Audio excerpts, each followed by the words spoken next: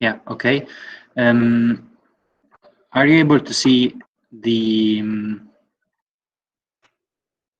what I write here? Because I had to. Yes. Okay. Yes. Yes. Okay.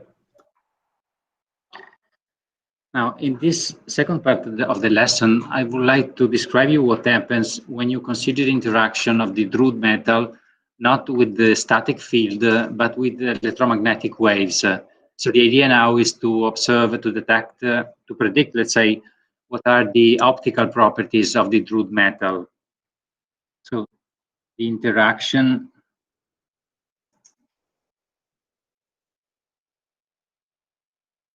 with electromagnetic waves. Why was this topic considered? Let's say, if you look at the metal, the metal is in general bright. So the metal is bright, reflects light, and is different with respect to insulators in particular, or semiconductors due to these properties. Many metals are similar with each other. So silver, aluminum, also alkali are quite bright. So they share this common feature, to this common, let's say, interaction with light. Some of those are slightly different, because if you think about copper or gold, they are bright, they reflect light, but they have a color. So they are slightly different from all the others, but in general, the brightness is common, and the reflection of light is also a common property of the metal. So Drude tried to see whether applying the Maxwell equations that were presented not 40, but at least 30 years before the presentation of his model to the free electron, let's say, metal that he was studying, was able to predict the fact that, again, the metals reflect light, that the light is not able to go through metals, and that the metals are bright. So that was the idea in mind at the start of the calculation. Just to understand the next step of the calculation that I will present you, I just write down the Maxwell equations to point out what is now missing. We miss a term that we have to calculate before applying Maxwell equations. I write down the equations, then I make a comment on the choice of the environment where I apply those equations. So we have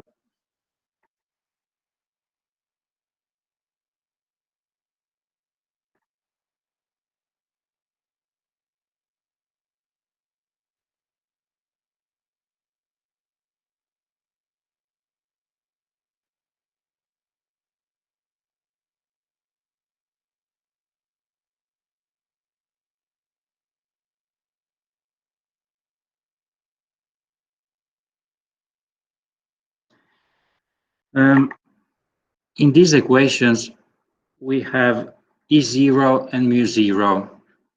That is, I'm using those equations as I was applying those equations to vacuum, not to a solid.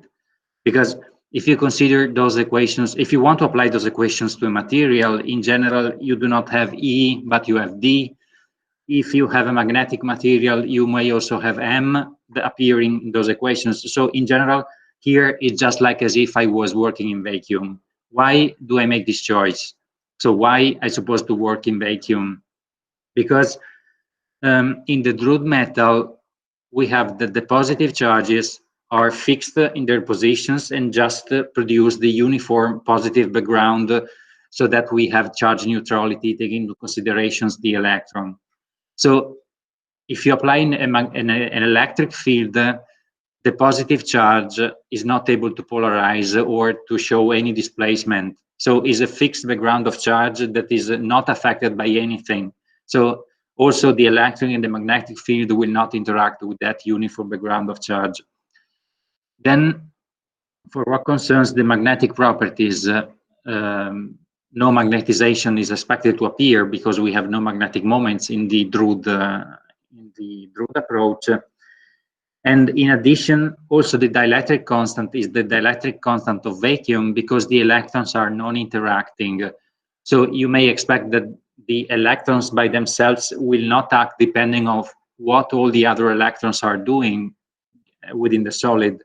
So due to the fact that there's no interaction between the electrons move as if they were in vacuum or in a region of constant potential, so no polarization also from the side of the electrons. The only term that may depend on the material is due to J, because here we have a set of equations where we have three variables, E, B, and J. E and B are the external field, and J is the only term that is related to the reaction of the material. So the idea is if J, in the static condition, we related J and E, and we saw that J was proportional to E and the conductivity was sigma. So in this case, the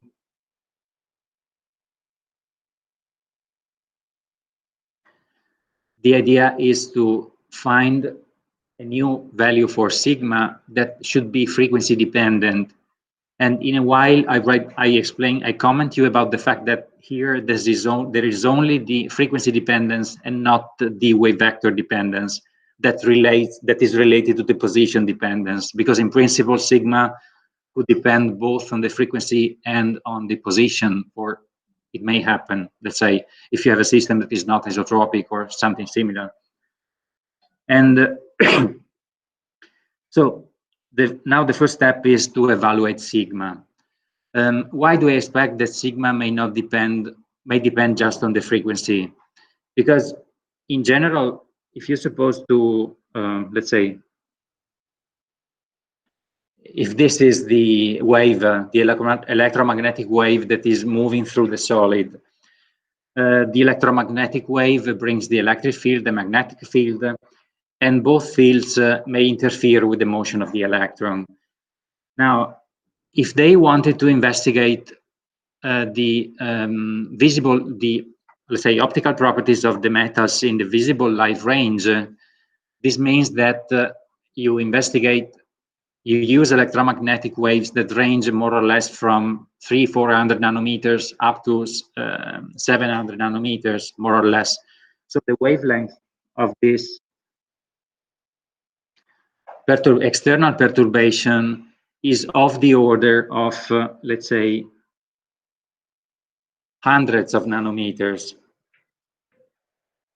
What is the, let's say, size?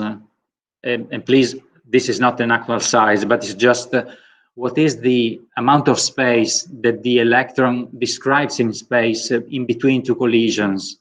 Because the collisions erases the effect of anything, of everything that is applied to the electron. So the electron is able to feel the external field only from one collision to the next.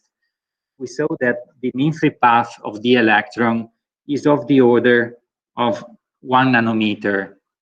So if the distance where the electron feels the external field is 1 nanometer and the wavelength is hundreds of nanometers of the external field, this means that the electron is not able to feel the position dependence of the external field, because the electron feels only what happens over the length of, let's say, 1 nanometer.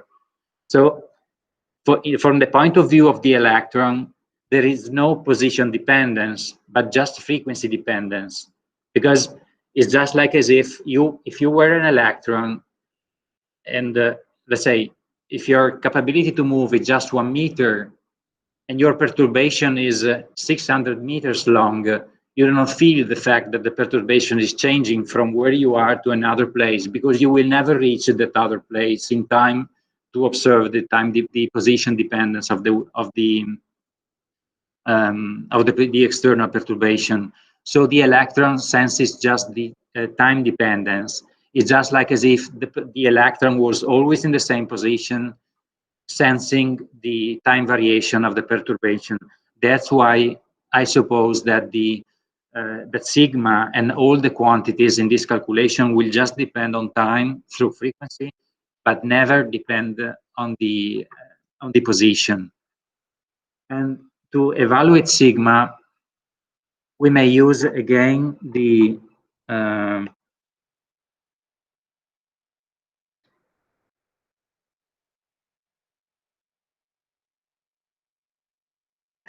the second law of dynamics. In this case, I keep the time dependence because we have actually time dependence due to the perturbation. And in this case, we need to make a choice concerning F. So F, in principle, should be the Lorentz force with the contribution of the electric field and the contribution of the magnetic field. But the choice that is done in this case is to consider just the electric field. And what is the motivation behind that? We have just seen that if you try to predict the magnetic field dependence of the conductivity, the answer of the Drude model is that you have no magnetic field dependence of conductivity. So what you expect is that if you here neglect the contribution of the magnetic field, that will not affect the conductivity, because in the Drude model, the magnetic field does not affect the conductivity. So even if we neglect that here, in principle, we should not, because in the electromagnetic wave, you have both fields. But again, due to the fact that the magnetic field, the conductivity in the Drude model is not sensitive to the magnetic field, we may fairly neglect the contribution of B. The other motivation is the fact that in the electromagnetic wave, the modulus of V and the modulus of B are not random, but are related through an equation. And the equation is that the modulus of E is equal to the modulus of B divided by the speed of light. So the two fields are actually there, but the scale, the size, let's say, of the modulus of E is larger with respect to the size of the modulus of B. So both due to this fact and to the fact that the conductivity, the Drude model, is not sensitive to B, we just write the electric field contribution to the force, and we neglect the magnetic field contribution. Concerning E, E is the electric field component of the electromagnetic wave. So considering, if we suppose to consider, just for simplicity, a monochromatic electromagnetic wave, we have that in this case, E, the time dependence of E is just, let's say, E0, the modulus of E times a phase where the time dependence is included. This approach, let's say, when you use this approach, you have in mind the fact that if you actually have at disposal a monochromatic electromagnetic wave, then you're fine, and this is the right situation. Differently, if you do not have at disposal a monochromatic electromagnetic wave, but you have something that is more complex from the point of view of the spectrum of the wave, then you may expect, let's say, you may write down your arbitrary perturbation as a, you may write that using the, you may Fourier transform, you make you may evaluate the Fourier distribution, the frequency distribution of your external perturbation. So your external perturbation would be a combination of monochromatic waves. So in this way, you know what is the reply to a single monochromatic contribution, and at that point, you may evaluate the contribution from the whole perturbation. And so in this picture, due to the fact that E is at the end just a phase that oscillates with the constant frequency, you expect that due to the fact that the system is isotropic, that everything will change in time according to exactly the same dependence. So J, P will always be quantities where that can be written as, for instance,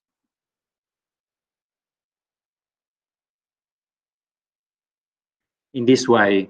So as the system, let's say, if you had a sort of system where you have as the LRC circuit, in that case, you may have both a change of amplitude, but also a change of phase in the response of the circuit with respect to the perturbation.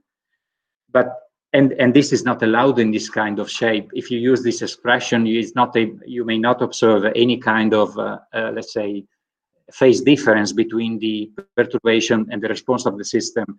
But you expect that that is fine in this case, because again, the system is the Drude metal is isotropic, no interaction between the charges. So it's like as if you had a charging vacuum at the end.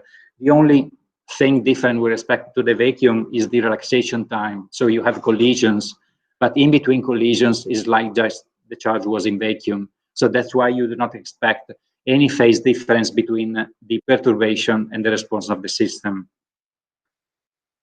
So if we use these kind of expressions and we set them into the second law of dynamics, what we have is that P0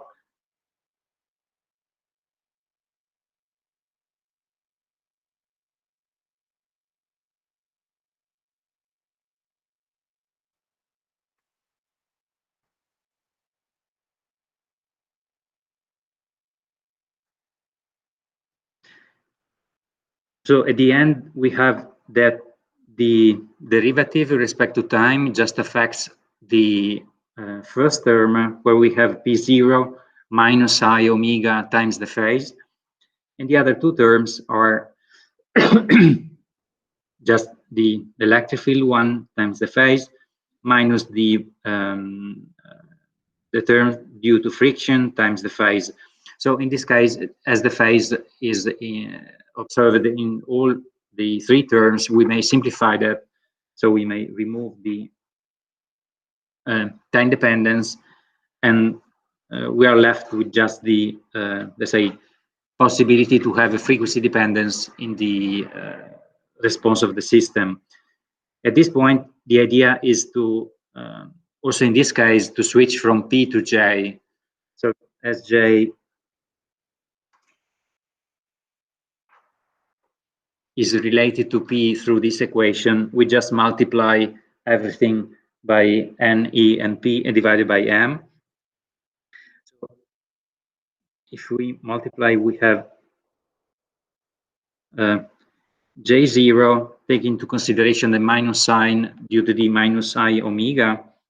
So J0 I omega is equal to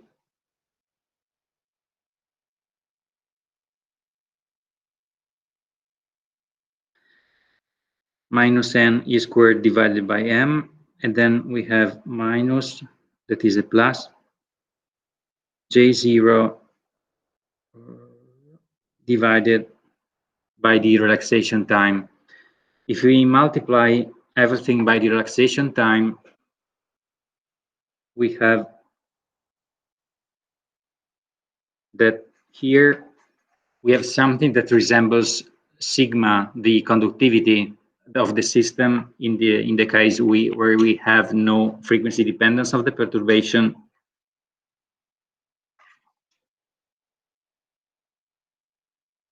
So we have J0 times the relaxation time I omega, that is equal to minus sigma.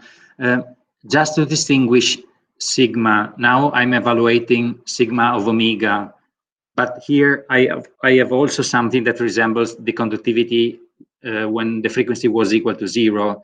So this, I call this omega 0, because it's the conductivity in the static case, so when the frequency is equal to 0. So sigma 0 is N E squared tau divided by the electronic mass, what we found yesterday, and we also found this morning during the calculation, plus J0. So at this point, we may change the signs, and we have J0 that multiplies 1 minus relaxation time I omega is equal to sigma 0 E0. So J0 is equal to sigma 0 divided 1 minus I relaxation time omega times E0. So this is sigma of omega, that is sigma 0 divided by 1 minus I tau omega. Okay, so luckily, if we set omega equal to 0, we have back sigma 0, so we restore the result that was found when the electric field was constant. But we also have the opportunity here to appreciate also the frequency dependence of the conductivity. Now the idea is to use this expression for the conductivity as a function of the frequency, put that into the Maxwell equations, and try to solve the Maxwell equations.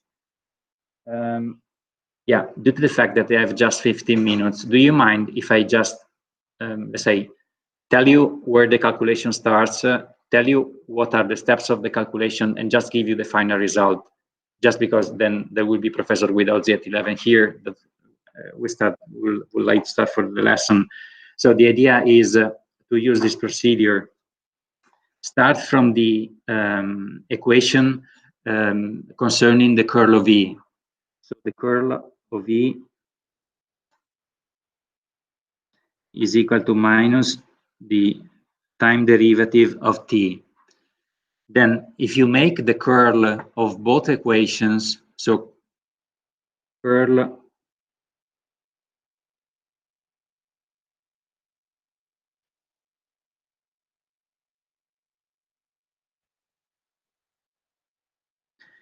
then the curl of E is equal to minus nabla square of E. Then there will be another term that is related to the divergence of E, but the divergence of E is 0, so you have just this term left. And on the other side, what you may do is to, let's say, make the time derivative of B, and the time derivative of B is always B0 minus E omega times the phase, because also in this case, we suppose that the field has just this monochromatic dependence on the frequency. And then at that point, you apply the curl to B. Because, just a comment, in the first, I told you before that the electric field was E0 times a phase. And E0 seems to be a constant. But actually, due to the fact that the actual electromagnetic wave is not constant with respect to position, but changes from position to position, then that's why here I'm allowed to make the curl, to apply the curl to the fields, because the fields have an actual position dependence.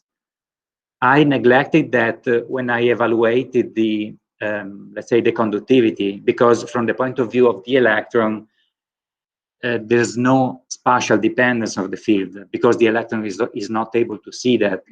But the electromagnetic wave has an actual position dependence. So that's why here we are allowed to apply the curl of E, where you have position derivatives to the fields and to obtain something that is not 0, because the electromagnetic wave has an actual position dependence.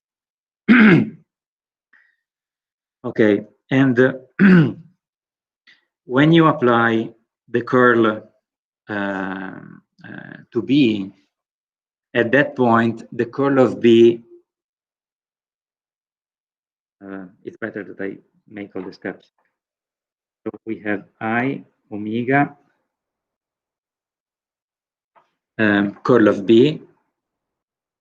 The curl of B is equal to, let's say, we may substitute to the curl of B what comes from the fourth equation. The fourth equation is the one that relates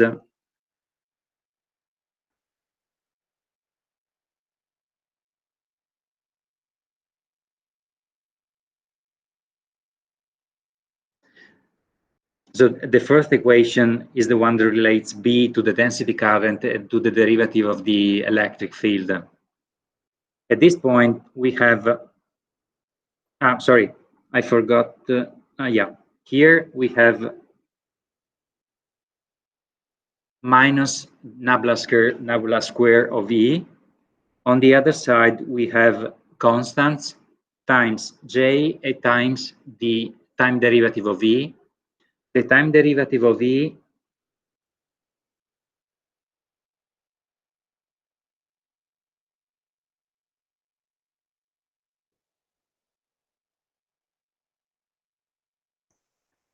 again, I've just the derivative of the phase. Just a comment. Due to the fact that at the end, all the terms have the same phase, I have already eliminated all the phases. So the fact that here you do not see any e to the minus I omega t is due to the fact that I simplified them. At this point, we have an equation where on the left side there is E, and on the right side there are J and E. But J is related to E through the frequency-dependent conductivity. So this is sigma of omega times E. So what we have is an equation where just E appears. And if you make, I just skip the last, I just give you the final solution when you have included in place of J sigma E, and you have put in place of sigma the expression that I used before of the conductivity, and what you obtain is that the nabla square of E is equal to E times omega square mu 0 is 0 times 1 plus I sigma of omega divided by omega is 0. So this is what you find if in place of J, you just write sigma E and make some simplifications. This resembles the equation that maybe you have found when you solved the Maxwell equations. Did you solve during the second course of physics the Maxwell equations where you are not in vacuum but in a medium? Okay, if you were in a medium, this term would be the relative permeability. So what you have in this parenthesis should be what in a transparent medium is the relative permeability. So this means that if we have the relative permeability due to the fact that the index of refraction is the square root of the relative permeability, we are able to evaluate the index of refraction. If the index of refraction, sorry, if the relative permeability is positive, the index of refraction is real. So this means transparency. If the relative permeability is negative, then the index of refraction is complex, and this means absorption.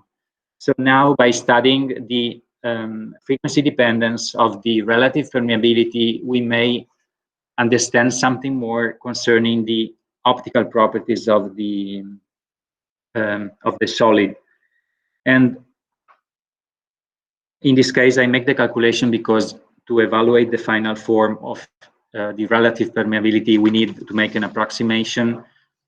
And so the relative permeability is 1 plus I sigma of omega divided by omega is 0. And if I substitute in this expression what I found before for sigma of omega, that was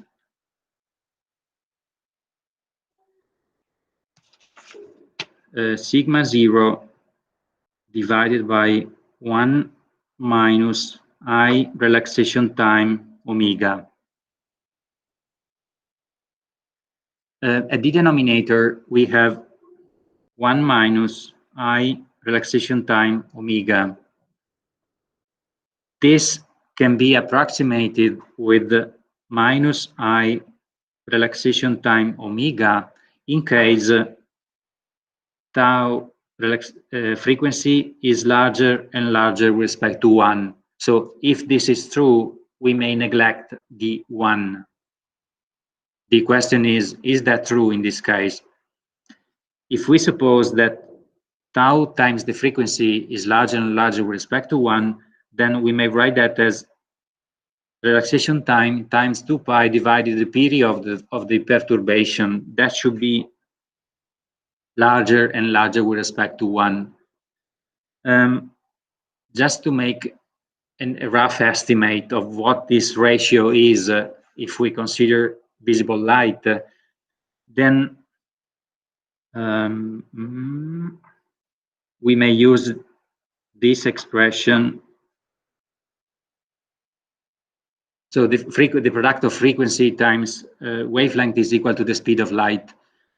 We need to evaluate t in this case, so t is equal to lambda divided by c. Since c is 3 times 10 to the power of 8, I use 300 nanometers to make the calculation because I have the 3 and I may simplify the 3. So when the wavelength is 300 nanometers, the numerator is 3 times 10 to the minus 7. At this point, I may simplify the 3 and I have 10 to the minus 15. If I put this term into the previous ratio, I have that relaxation time is 10 to the minus 14 seconds. Then I have 2 pi, and then 10 to the minus 15 seconds, a period of the perturbation. So I'm left with a 10 factor at the numerator. So this is equal to 2 pi times 10. So this is if pi is equal to 3, is more or less 60. So this is larger and larger with respect to 1. And if in place of, I don't know, 300, I put 600, then I have a 2 factor. So the period will be double. And so this ratio will be 1/2, but also 30 is larger and larger than 1. So we may expect that this approximation is fine for visible light. What is the meaning of this approximation? If relaxation time divided by the period is larger and larger with respect to 1, this means that during one relaxation time, the electron is able to feel many periods of the perturbation. So this means that the electron is able to feel the effect of the external perturbation. Because if the opposite was, if the condition was the opposite, then the idea is that within one relaxation time, you do not feel the full time dependence, but just a part of that dependence. So the electron is not able to sense properly the effect of the external frequency dependence of the perturbation. So making this assumption means the electron, also taking into consideration a very small relaxation time, is able to make a couple of trajectories of orbits, or is able to feel again the frequency dependence. If this is true, then we may simplify the initial expression of the permeability, relative permeability, sorry. So this is 1 plus I divided by omega is 0 times sigma 0 divided by minus I omega relaxation time. So we may simplify the imaginary unit, and we have 1 minus sigma 0 divided by omega squared relaxation time. If we write the full expression of sigma 0, that is 1 minus n e squared relaxation time divided by the electronic mass divided by the square root of frequency and the relaxation time. the relaxation time disappears also in this case. So we have 1 minus n e squared divided by m divided by omega squared. If you make the analysis, and there's also an E0. Yeah, here we have E0. If you make the dimensional analysis of n e squared divided by m is 0, you find that that is the square of a frequency. To stress that, usually this equation is written in this way: 1 minus omega square of p, now I say what is omega square of p, divided by omega square. Omega square of p is n e squared divided by m is 0, and is called the plasma frequency. Now it's impossible to explain you what is why plasma now. I will discuss about that on Monday morning. The only thing that I would like to stress now before concluding is that the relative permeability is not always positive or always negative, because with this expression you have 1 minus something, and that something may be smaller or larger than 1. So the sign of the relative permeability may be both positive and negative. This means that we expect to have a transition from transparency to absorption. And this is actually experimentally observed. So metals are actually transparent to radiation, not exactly in the visible range, but close to the visible range. So this is something that had an experimental counterpart in the lab. So this was observed and also demonstrated. So it's possible to measure experimentally omega p, as omega p is the frequency where you have this change of behavior.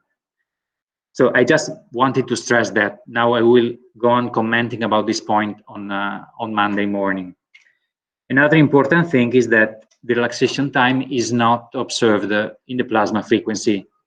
So the plasma frequency is another important parameter that we can obtain from the Drude approach to the description of the properties of metals, because it includes m, that is a constant, E0, a constant, E, another constant. The only thing that may vary for the moment is the electronic density. So this is another way to measure, to estimate the electronic density without considering the relaxation time. So if you remember the expression of conductivity, you may estimate the relaxation time after using the value of the electronic density that comes from the measurements, for instance, plasma frequency or Hall coefficient, without making the assumption concerning the value of Z. So in principle, it's possible to make an estimate of tau thanks to these results that depends just on tau itself. Is not due to the choice of Z, but comes directly from the actual electronic density that we have in the metal. Okay, I think it's better to stop here. Yeah. Do you have questions or comments? Okay, also, for those who are connected, is everything fine, or do you have questions, comments? No, it's all fine, thanks. Okay. Yeah, so okay, now I remove the connection, and shortly there will be Professor Guidozzi that will open again the meeting for the next lesson. So goodbye and see you next Monday. Goodbye. Bye.